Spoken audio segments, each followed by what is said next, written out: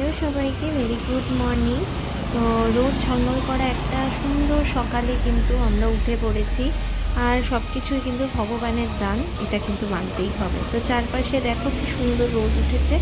এটা তাও কিন্তু কিছুদিন আগে, যেটা আগের আমি ভিডিও বানিয়েছিলাম তার ঠিক পরের দিনে। তো আমি এখানে চা বানাতে চলে এসেছি। আর ছেলের জন্য গরম জল দিয়ে দিচ্ছি, কারণ ও ব্রাশ করবে আর জলটা খাবে। তার জন্য ওকে এখানে ব্রাশ, কলগেট আর পুরো জল গ্লাসটা আমি দিয়ে দিয়েছিলাম। আর বাকি জলটা দিয়ে আমি দার্জিলিং টি দিয়ে চা বানিয়ে নিয়েছিলাম। আর সেটাতে তো কিছু করার থাকে না, জানোই, শুধু গরম জলের মধ্যে একটু চা পাতা দিয়ে ঢেকে রাখলেই হয়ে যায়। তো আমি এখানে সকালবেলায় যে চাটা খাই সেটাতে আমি চিনি ব্যবহারই করি না। আর ওর স্কুলে যাবে বলে এখানে চকোস আর হচ্ছে দুধ রেডি করে ওকে আমি দিয়ে দিয়েছিলাম। আর বাকিটা হচ্ছে ওর টিফিন বানাবো বলে ওটা রেডি করে রেখেছিলাম।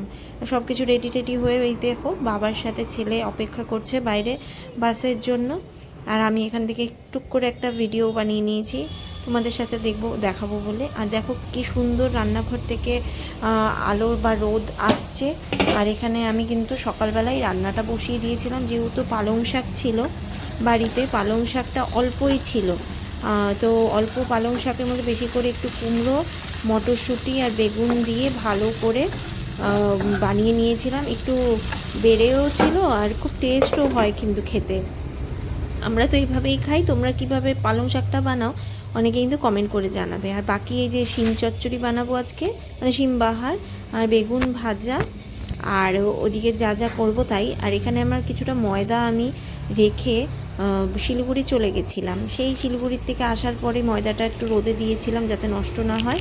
আর এখানে আমার মাঞ্চ রাখা ছিল বাড়িতে, মাঞ্চ খেয়ে নিয়েছিলাম। সত্যি কথা বলতে আমার মাঞ্চ খেতে ভীষণই ভালো লাগে। আর অন্য কোনো আমাকে চকলেট দাও না দাও, মাঞ্চ কিন্তু আমি খেতে ভীষণ পছন্দ করি। তো এখানে শিম বাহারটা বানাবো বলে এখানে আমি কড়াইতে শিমটা ভেজে নিয়েছিলাম, এই জন্য তেলটা কিন্তু এরকম লাগছে দেখতে। লবণ হলুদ দিয়ে ভেজে তুলে রেখেছিলাম। এখানে জিরে ফোড়ন দিয়ে দিয়েছি, একটা লঙ্কা ফোড়ন দিয়ে দিয়েছি। আমি অল্প করে ঝাল দিচ্ছি এই কারণেই, যাতে ছেলেটাকে আমি সব কিছু একটু টেস্ট করাতে পারি, যে এই সব কিছু খাওয়াটা যাতে একটু শেখাতে পারি, এর জন্য।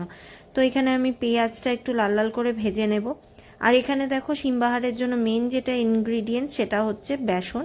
বেসনটাকে আমি জল দিয়ে একটু পাতলা করে গুলে নেব।